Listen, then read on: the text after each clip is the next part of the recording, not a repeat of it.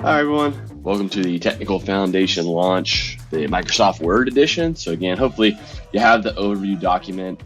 If you want kind of a to-do list of what we're going to do here, it's a little bit different from Excel where it has it in there. We're going to kind of just go through these common things, and a lot of it is if time permits, if we get to do it in person. I'll try and knock all of these off since we have this sort of asynchronous video. What you're going to need for this is the shell that we're going to work off of. So when you open it, it should look kind of ugly. I have some basic things that we're going to do here. You can kind of go through. We just have some basic text, and we're going to format it so that it sort of looks nice and clean, if that kind of makes sense. If you want, I can kind of show you, and hopefully by the end of this, what this document should look like. I'm just zooming out, like something really nice in terms of like a nice cover page, a table of contents. You can do table of figures, things like that, which can really just help to like make the document really clean. And then common sort of, I don't know, different forms of formatting. And I don't know many people that use this, but things that sometimes I will if I like checklists, stuff like that. Like you have these sectioned off, so you can kind of condense them as you go through and complete things and things like that, which I really like. Some people don't, and that's perfectly fine. But a lot of it will just make things look really nice and neat. We'll work with some hyperlinking. So this one is actually hyperlinked down into my appendix, which is currently a table that you all created, which we'll do later on. So we will need a couple of these tables from the Excel one. So if you haven't finished that or you didn't do it, please open that one up and have it, because we're going to pull some tables in from that. So I'm just going to maybe move this out of the way and we'll kind of get going here. So here is the blank one. Okay. And you'll see I'm making a mistake. I shouldn't scroll. I should go from the left. So general review. Again, just like Excel, there are a lot of common ribbons. There are a few things on the Home tab that I'm hoping most of you all are comfortable with. Like here on the font, like bold, italics, underline. This one isn't really used by a lot of people, but I like it, especially if I'm reviewing documents, things like that. It's a strike through, and then we have some sub and superscripts, different highlighting text. I like the clear formatting if I'm working on a document and I want to redo it. The big one that we'll use later will be styles, which this one's, I'm guessing, came pre-downloaded with the style that I like and I created, but we'll talk about how to modify those things. Find, replace. We have the insert tab, again, 100 different things here where we can kind of go through, just kind of playing around. The references tab is the one that, honestly, I use a lot, and it can get kind of lost in terms of people are like, oh, it's probably just for like a bibliography, and really it's not, but there are a lot of things that you can do. The review tab, and again, this is going to look a little bit different for my people working with a Mac. I'm not as comfortable with the Mac stuff, like how different they are. So please kind of bear with me. Hopefully they're relatively similar, so it's not too different. But if we kind of see it in person, hopefully you'll bring it up, and I'll be able to learn with you all. Okay, so yeah, let's talk a little bit about the font. So just the easy ones, right? I like bold. So I know the keyboard shortcuts: Control B, Control U, Control I. Like those are the three big ones for these that I kind of like. And you don't have to. You can always click, but we're trying to get faster. But what I'll do is, especially if I'm reviewing a document, I'll use strike through if I want. I know track changes, but track changes can get really ugly really fast. But I might do something like I'll change it to red and do the strike through. And then it's just like, yeah, you should get rid of that. And undo is up here, but also you all should really be getting comfortable with Control or Command Z to undo things and go through. I do a lot with stats. I'll actually make this. I'll do bold, italics, underline here, just because it's ugly and I want to show clear formatting later. But I do a lot with stats. So we use the R squared a lot. So R caret 2. is what a lot of people will write. We also use the variance, so the sample variance S2, and some people, I mean, that's okay. But what if you wanted to do like a square root, like or any sort of math notation? It looks terrible.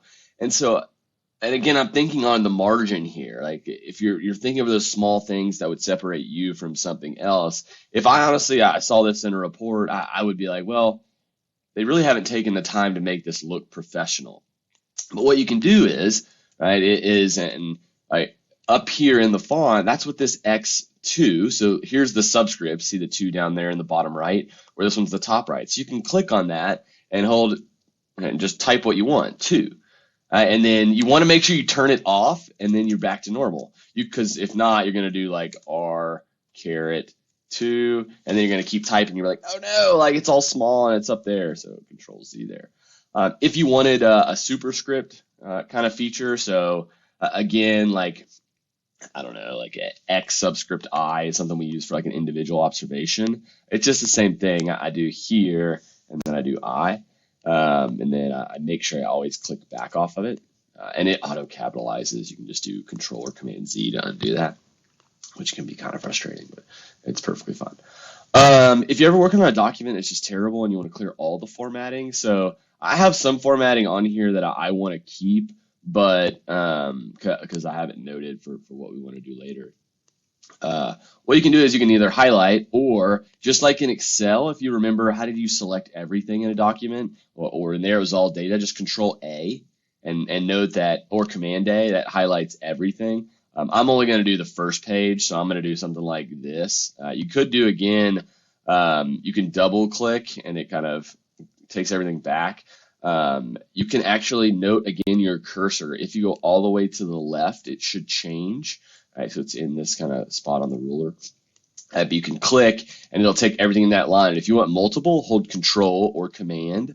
If you want everything in between, you can hold, I believe you can hold Shift. Yeah, just Shift and click as well. But you can also just hold Control. So I'll click here, then I'll hold Control or again Command on a Mac, and it just highlights what I'm clicking on the side. And then to clear all the formatting, there's this little tiny eraser right here. You can just clear it, and it takes off all the formatting, including, right, note I had it centered before, like right here. And so I'll probably move that back, but it takes away literally everything, like all the highlighting or anything like that, if you ever want it.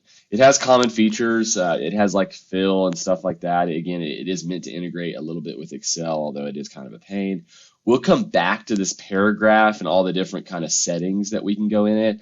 I hope you've used it a little bit. If not, you're going to learn a lot today, hopefully. Let's see. Yeah, we already kind of talked about the alignment, so I'm going to go ahead and just delete this. List, borders, show, and hide paragraph. So I'll do a lot of things where you'll notice that this is started on a new page. And I wanted that, right? And I did not hit enter a bunch of times to do that. I didn't like hit enter 25 times. Now, if I was doing this, it should move that down the page if it were just in line. So what I did was I actually, I have a page break here. So I'm just going to do the backwards key, something like that. And so I can do insert on the insert tab, and you can either insert a blank page. I don't really want to do that. I really just want to make sure that this starts on its new page. And so I'll do page break, and it automatically starts down there. You can see weird formatting or maybe just different kind of formatting with that. But up here, there's this little tiny paragraph, sort of show hide, where it will show like hidden things and things like that. So it's seeing all my enters right here, so I can actually delete these because I don't really need them. And yeah, it kind of shows me like into the sentence, and then I had an enter there and stuff like that. And so it's really, really nice. It uses dots for spaces. I don't use it as much as I probably should, but it is kind of a nice thing to like see where different like enters and spaces and things like that are, and know like, oh, there's a page break here because I wanted a page break so that my appendix started in the correct spot. So pretty interesting that you can kind of just play around with that. For lists and borders, like maybe let's turn this. I'm going to turn this off just so I'm not throwing too much at us at once. Maybe I want to turn this into a list. I can highlight it. You have the bullet option. It has a standard one. There's a drop down where you can do a bunch. I've added images and stuff like that. You can go in and change these, like define a new bullet. You can also do lists. Note that mine are centered because I'm centered. I can go left if obviously I'd probably want it on the left. Uh, Justify does it evenly throughout the margins. That's really if you have sentences, if you're working something with that. You can do some line spacing. You can do a little bit of sorting if I believe you have it in a list, and you can kind of change it. But I don't do that much. But something I've found that is really useful and is if you kind of get stuck. So I'm hitting tab. So if I want to go in a level, I'll just do tab. And again, you can change it within these. I don't know why it goes to the bullet. So maybe I want like the each paragraph. Yeah, sure, because I'll undo. Something like that. Small things, like a lot of people are like, well, how do I get that back? A lot of people are like, well, I got to backspace, backspace, backspace, delete, and get back there. Well, you actually don't. And so if you remember, you tabbed over. Well, how do I get it to go back in a level? Well, you hold shift and then tab, and it'll jump back in a level to what you like. If it's like in an area where you don't really like it, up here you should see this toolbar. Yeah, so if you don't see this, go to the View tab and check the ruler. If you're really OCD-ish, you can throw grid lines. I'll show you the navigation pane later. I'm not going to use grid lines because I think it's kind of confusing. Then you can actually kind of mess around with like the spacing on this. Note that this can get out of hand quickly in a document, so you don't really want to mess with it. But I have seen it where I'm working on other documents that people have sent me, and things are all sorts of crazy. But like you can move this in or out, kind of the spacing that you like.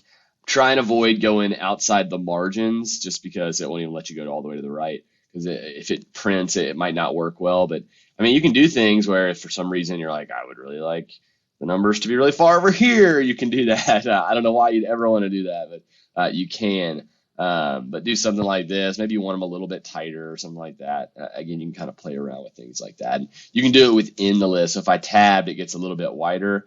You got to be careful to make sure you're either clicking on the very bottom button on here, so I can't zoom in on this, or like just kind of messing around. Sometimes I kind of get into there. Oops. Auto updated. So again, Control Z. If you're kind of worried about that, you can highlight exactly what you want. And then I believe if you do this, it shouldn't. Oh, it auto does it. But I'm just going to undo. Okay, so a lot with lists that you can kind of play around with. Hopefully you've kind of worked with lists. I'm just going to undo a bunch of things until I get back to normal where I want it. Something like this. Okay, one of my favorite things that I learned that I have never, hadn't played around with in the past is styles. So styles is going to let you sort of automate headings. It also is what's going to allow us to automatically create that table of contents that you saw in the example. So again, if I bring the example over here, right, it allows us to create this automatically, and it'll update the page numbers and things for us. Right now, it has no idea that we're kind of doing that, so we need to tell it. I'm pretty sure yours kind of comes set up with this. Note this is really overwhelming early with all the different things that you do. But as you go through, you can modify these. The big ones that I kind of play around with. So normal is just kind of whatever your stock kind of font is and setup that you want. For any sort of headings or subheadings, so heading 1, heading 2, and technically heading 3 are going to be in there. I haven't played around a lot with title, subtitle, anything like that. But I do use also the list piece. Note yours, if yours doesn't come auto with this, we can set these up. It doesn't really matter. But it's just saying when you create a list, I want them all to look like this. Same thing, the headers are the important ones because it uses headings 1, 2, and 3 when creating a table of contents. So down here, what I want to do is I have already bolded my primary section headings, and then in red, I want these to be subsections. So I want these to be listed in the table of contents, even though they are a subsection. So what I'm going to do is first, I'm going to do all the bold pieces, which I'm going to start and work backwards, and I'm going to select them as a heading. And so I'm first going to click over here on the left. I'll click next to appendix, and then I'm going to hold control or command, and I'll click next to conclusion, section 3, section 2, section 1, introduction. And then to start, you just click heading. Ta-da! Right? And now it's got this auto format. So let's say you don't like the blue or whatever yours is. I think it's a standard lighter blue. What you just do is you right click, and this is where things get really interesting. You can go up and you can modify. And this can be overwhelming. There is a lot in here. You really just want to take it kind of piece by piece by piece. You can rename this if you want. If you have like one standard one that you want all your documents. So I use this when I create all my class materials because I want the students to see something consistent over and over and over and over all the time, rather than like constantly kind of jumping around. You can set it off like what it's based off of, like off a normal one if you like that kind of font. You can then tell it, well, what do you want the next paragraph to be? So after this, so if I didn't have these already made in the document, what I can do is I'll set it up and I'll type introduction, I'll do the style, I'll hit enter, and then right below that, it knows to go normal until I tell it. And then the standard things for it, well, I said, and again, this is entirely up to you. I want it to be Times New Roman, I want it to be 14, I want it to be bold, and I want it as this dark blue color. And it kind of does that. And it gives me a little preview here. You can also do like standard alignment. And I'll show you what this does. So let's say I'm just going to change that, and I'm going to do OK. Note that not just this one, but every single one of those is now centered. So that formatting is automatically applied to those. And now I don't want them all centered. So I'm going to, again, go right back. I'm going to modify. And then I'm going to change this back to left. You can do things with spacing, indentation, things like that. It gives you kind of a preview down here. And then you can just do OK, and everything jumps back. And you're like, all right, well, that's actually not that bad. Not too terrible. But you can do more, right? You can do more. We can always do more. In this, at the bottom, so I've already added it to the Styles Gallery because this is the standard one that I honestly use. You can also say new documents being based on this template. I have this only in this document. You can allow automatic updating each time you do it. I don't actually use that very often because I found, especially with lists, it gets really frustrating sometimes if I don't like it. Like if you're ever working with lists and it's like auto renumbering it to like something crazy, that's probably what it is. It's probably in the styles as a list to set to automatically update. I know I have yelled at my computer a lot in the past for doing that. And I didn't know until I knew this thing existed. So I'm not going to select it. And then the big other thing is in the format. So let's say you don't like all the standard stuff. Well, there's a whole font section where you can do more advanced things with it. And the things that we've already talked about, you can do strike through or a double strike through, sub or superscript, small caps, all caps. There's more advanced things. I haven't ever kind of jumped into this, but you can kind of move it around. A lot of what I do is in formatting, I'll do in the paragraphs. So I can say before I want 6 foot, a 6-point font, after what spacing depends on whatever your instructor or whatever your report calls for. I like single spacing. People like double spacing for it's easy to read sometimes too. So you can automatically set that up to do. And same thing here. I have some options checked that you may not. I don't love when I have like one line that goes onto a new page. So I have things set up as widow/orphan control. I don't love that terminology that it uses, I'll be completely honest. But it keeps things together. Same thing with like lines together and keep with next. Like those things just make sure that before that like small one-liners don't go on to the next page because I think it can get distracting. I'd rather have like my things together. You can set things up like page breaks before. So if you're like writing a book or something where you want to make sure that right before it, you have a blank page so that the set is fine, like you can. Other things you can go in here. I mean, you can do sort of everything you can think of. I primarily, so shortcut keys I haven't kind of messed with. Text effects, you can really get bold. For business reports, you don't use as much of this. You want to try and keep it as streamlined, not too much going on. But the list feature is probably, or the numbering feature, that's the list one. That's a lot of, you can set up kind of what your standard list should be at under this format. You may honestly want to go and for that one, do your other style, but on the list paragraph. And again, it's highlighting to show me, but if I did modify instead, and I said, well, I don't really want the bullets to be there. See, I have automatically update. I shouldn't check that. That's going to frustrate me later. But you can set it up so that's the normal font and stuff that you would use. And then you can set up the numbering in terms of what your stock kind of one should be if you have a preference. And you can define new bullets and things like that. So pretty interesting. And then they'll all be consistent. I know you can mess around with the spacing. I haven't done it as much, so we're not going to go that deep into things today. And then once you do that, a couple things that it then allows you to do.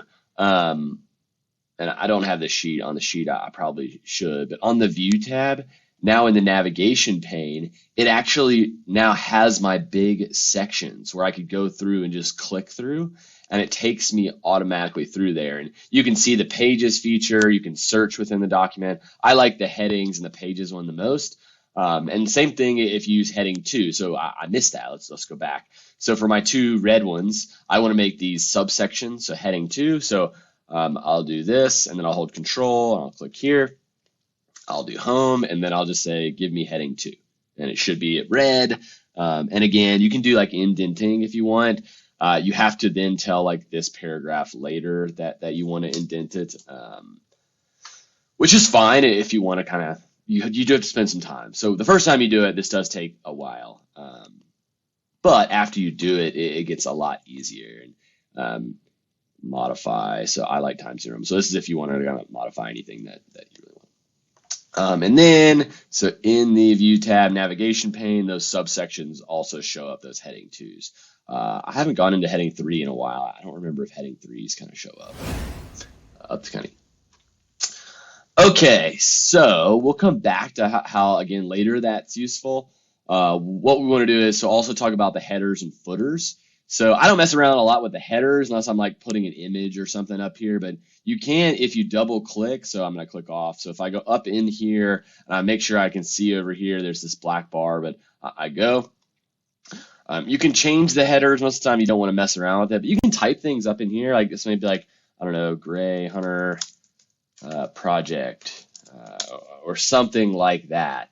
Other things that I'll do, like you can put images up in here, and honestly, I don't think images are the best, so I'll kind of go show you here really quickly. I'll pull up just a basic image. Okay, so I've got this, like, delete the text. I've got this MBA image, so I'm just going to copy and paste it in here. If you just paste the image, you can't really move it. It's really hard, and I just flipped it, randomly clicking and dragging. And so a cheat that I've kind of learned is I'm going to undo the pasting. Oops, come on, Control Z. Hello, Control Z. I'm going to insert, and again, it's just on the back end. I'm going to draw a text box. All right, so what I'm going to do is I'm going to make this really big, and I'm going to keep the border, and then I'm going to paste it, and then it's a little cut off, so I'll do something like this. And then maybe I want this up in the top right, so I'll go and I'll put this maybe here. And get to modify it. This is probably not the best practice. Hopefully, maybe there's another way to do this. Hopefully there is. And then I'll just double click out of the header, and I'm like, well, that box looks terrible. So all you got to do is click on your box and note that that one's the image because that's what it's highlighted. But if I'm on the box, and then these new headers, I should have talked about this new toolbar or this new ribbon piece shows up whenever you're in the header footer, so you can do a lot of different things. But I'll do shape format, and then my fill, or not the fill, I'll do the border shape outline. I'll do no outline, and then click off. Ta-da! There it is. It looks somewhat nice. If you know that this first page, like I do, is going to be a cover page, what you can do is, I believe on the U tab, I think it's been just a second here. Actually, I think I need to be clicking in the header. There we go. I got to click in the header, and then I'm going to do different first page. And so it moves that actually down to the second because I know later on this is going to actually be my cover page. So I want a different first page. You can do like different odd and even pages. I don't know, honestly, know why you do that, but you could. Other things in the header that kind of go along with this. Let's see. Page numbers. So easy. So once you're in here, there's actually a couple places to do this. So even if you're not in here, I believe you can do insert. Yeah, so insert, you have header. It's got some basic things you could put up in there, like some standard ones if you like those. You also have the footer option. You also have the page number option, which I like from here. Or again, if you're clicking in the header or the footer, note that they're both lined up. It should show up, well, page numbers. Well, where do I want it? Well, I kind of want it, I like bottom right. And then there are a bunch of different options. It's entirely up to you, honestly, whichever one you want. It doesn't really matter to me. You can modify it. It looks like Word's gotten quite a few more options here lately. It looks like, can you go to office.com? I don't know, maybe I'm not connected to the internet. But I generally will like something out of. So I like this, and I want it in the bottom right. So I'll do something like this. And then you can change the font of this. You can highlight it and then do something like, I don't know, I might make it like just a really light gray and something like that. Note it gets a little bit lighter when you click off of it. And I inserted those page numbers on the first page, which is different than my second page or third page because I selected that option. So what I may do is I'm going to delete this, and then I'll go down to this footer. Oops, where are we at? This footer, and then I'll do page numbers. Let's do bottom of the page, and then 1 of 1, something like that. Right. There's more advanced things you can do with like sections and stuff, but we're not going that deep into it.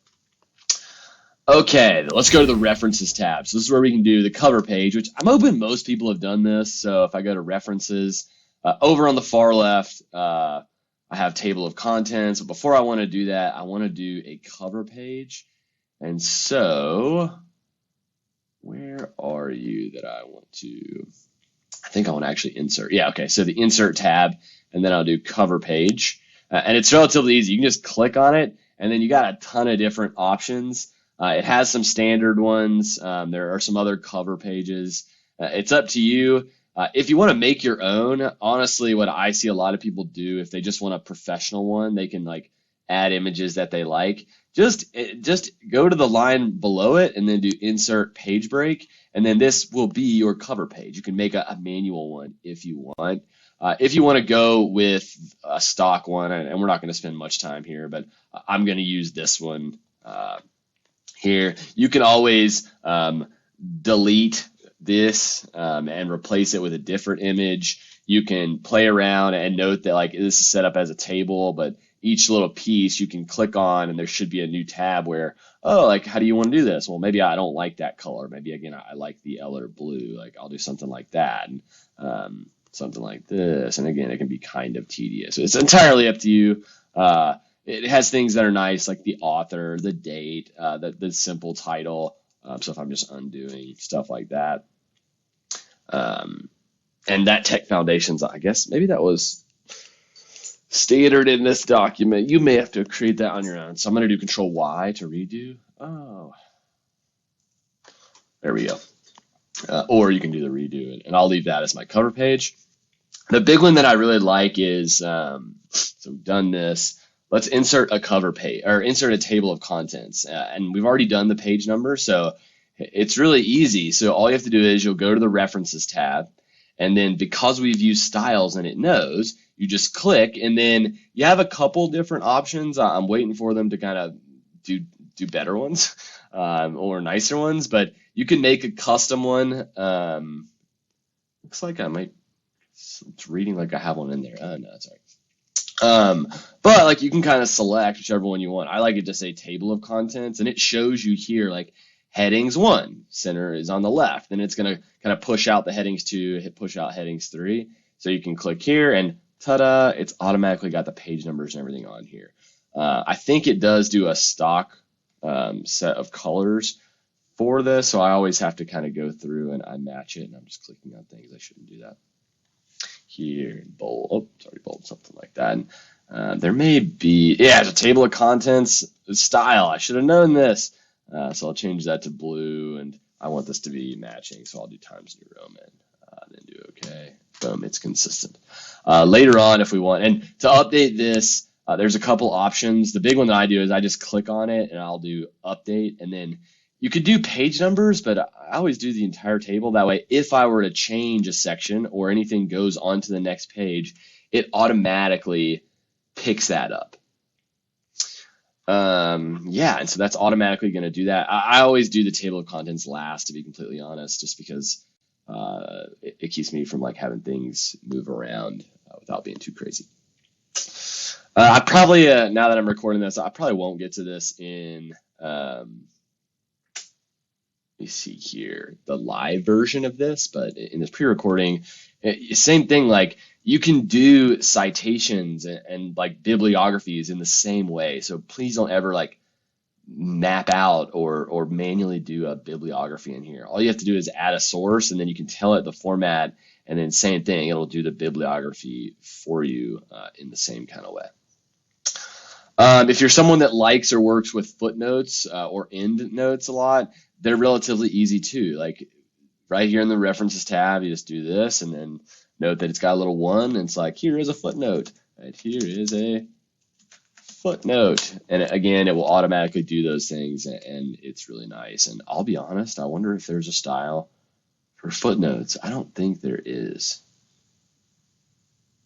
Doesn't look like there is. Okay, good. I'm not missing too much then.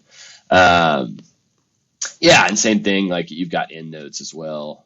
So you could do references, or you could insert an endnote if that's what you like. And again, those are all at the end. So I'm going to undo that just to kind of keep from it. So yeah, you can kind of show the notes if that's where you kind of want to go to. So I'll leave that. That's perfectly fine. Hopefully that's kind of useful. Captions with linking and hyperlinking / bookmarking. So the first thing I need is one, depending on how you display your data, I like to typically, unless I think it's very important for the reader to see it right there, I'll put a lot of my figures in the appendix. And so you could say, go see figure 1. And you're like, all right, well, go down, I see figure 1 or table 1. Is this table or figure? Let's see. To the full table. So let's go get first off the pivot table from Excel from the last one. All right, so I've copied my table, and then I'm just gonna delete this, enter, and then where are we? Right here. I'm gonna right click. So if you just paste the table, it can be really, really ugly. So you can click in this and like mess around with the formatting and stuff like that, but this thing's terrible. It's hideous. So I'm going to undo, and then I'm going to right click, and then I'm just going to look at different options.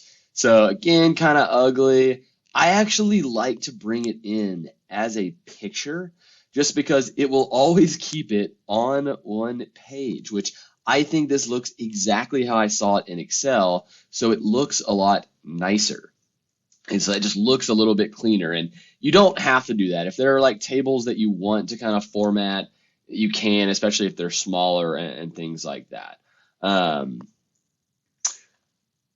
But yeah, like I think that's easier. So I have this kind of standard title, and you can manually make this thing kind of consistent or formatted nicely. But there's also another feature for tables and figures.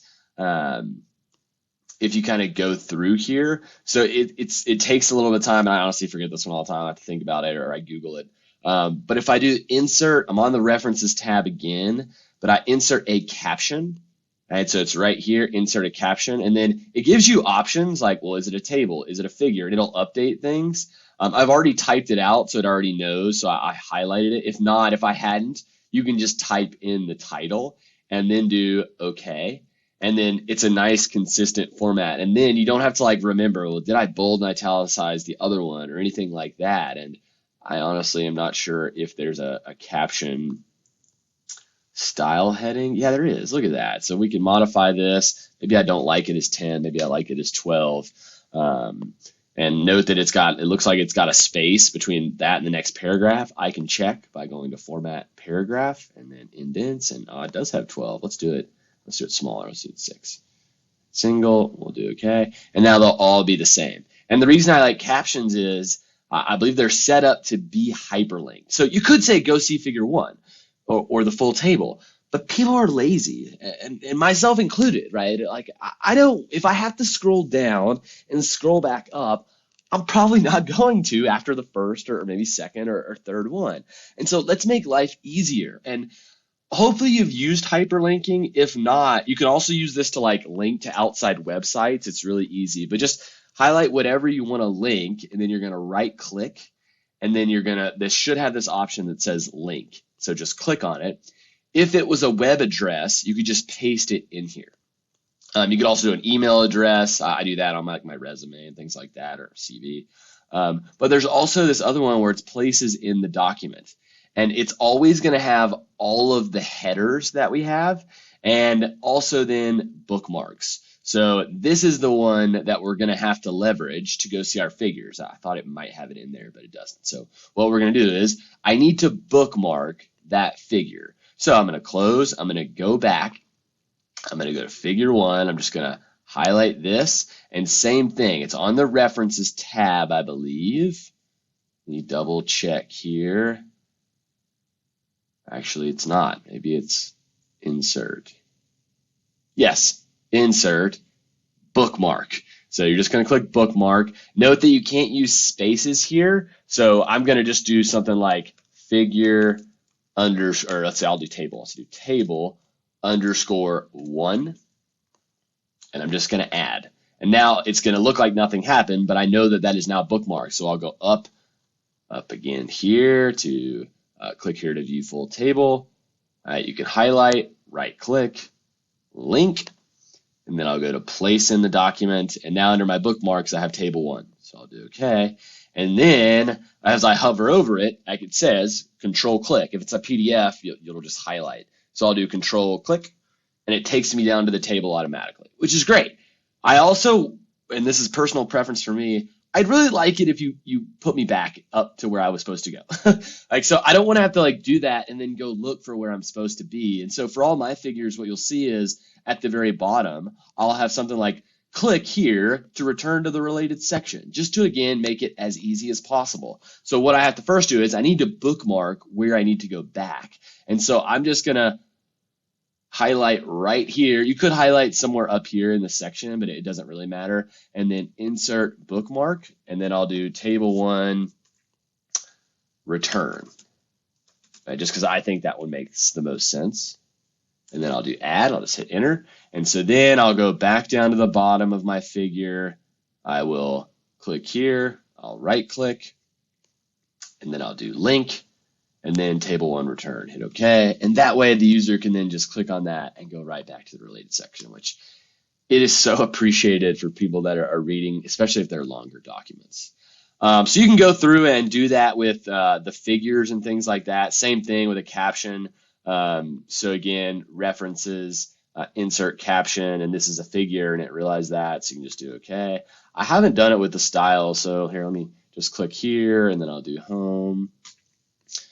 And then I'll do style. Oops, no, I don't want the drop down. I want this drop down, and then I want my caption. All right, so you could do, where'd it go? Okay, there we go. The auto click, something like that, where it makes life a little bit easier. If you want to go ahead and pull in the pie chart, we probably won't have time for that, but you can, and you can kind of again link these if you want to within the text. So right here, if you want some practice, I have. Click here to view the plot of growth versus average number of workers. And you could say like click here to see figure 2 or something like that. It's entirely up to you, but I know that this, so here's another good like spot where I'll use a page break. So I hate that it does this. And some people are like, well, I'll just hit enter and it'll go down there. Well, if I add stuff in here, that's always going to be kind of clunky. If I always want this to start on a new page, just insert page break, and then that will always start at a new page. And then I can just highlight, bookmark, This one's going to be figure one, and then add, and then I'm going to cheat. That's not what I want. I did not want to bookmark that. So bookmarks, I'm going to delete the figure one. And I'll say I want to link to here actually. So bookmark, figure two, add, and then right below it, I'm going to bookmark this. Go ahead. Actually, I want to bookmark up here. Let's see, right here. So I'm going to do bookmark, and then I'll do figure two underscore return, add, and then I'm just going to right click, link. I want to link this to figure two. Oops. Do OK. And then make sure it works. Hold control, click. Yep, it works. And then I'll highlight here, and I'll do right click, link, figure two return. Do OK. Should be good to go. Yeah, that's kind of the big pieces. If you want to spend a little bit more time with me, you can. It's up to you. I know I've probably thrown a lot at you. I might not get to this in person, but if you're someone that writes with stats or math a lot, I hate. So like people that write the average, they'll be like X bar divided by N, or maybe they're like SQRT divided by or square root of, let's see what I want. I don't know, N, just let's do something like that. And that just looks terrible. Like think about when you're the boss, is someone going to give you a report that looks like that? Like, what are you going to do? Like, oh, come on, like find a nicer way to do that.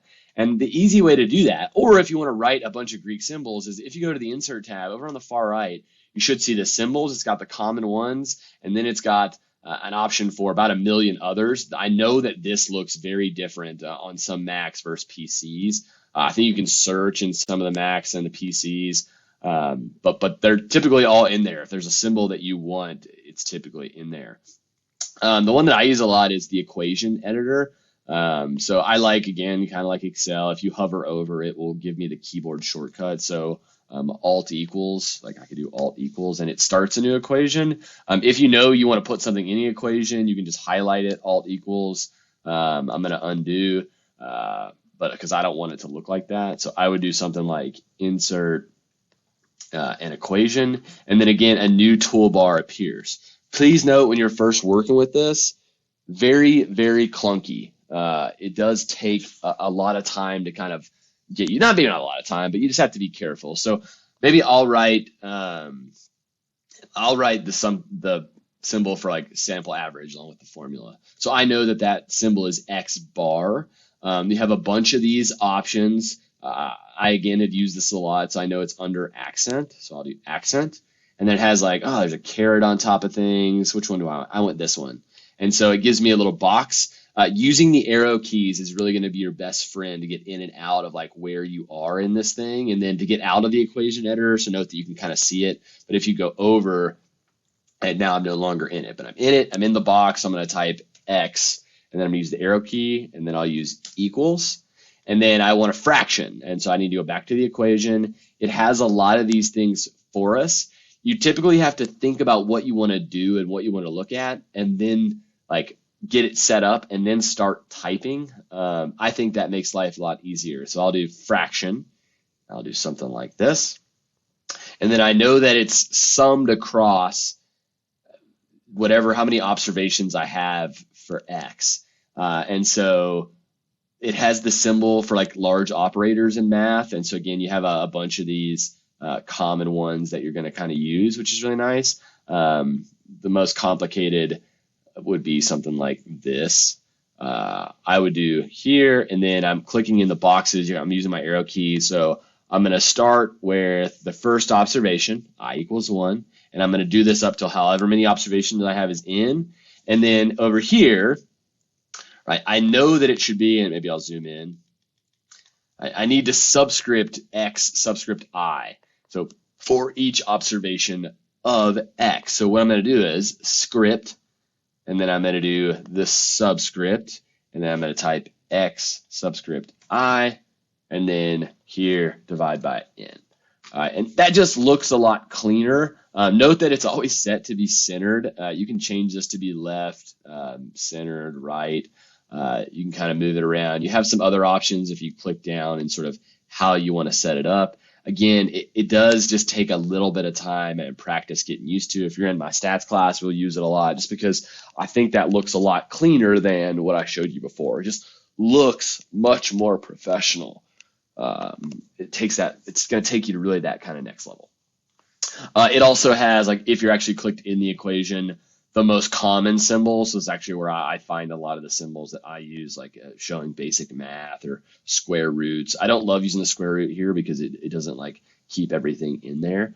But it has like the common Greek symbols and things like that, which I think are very useful.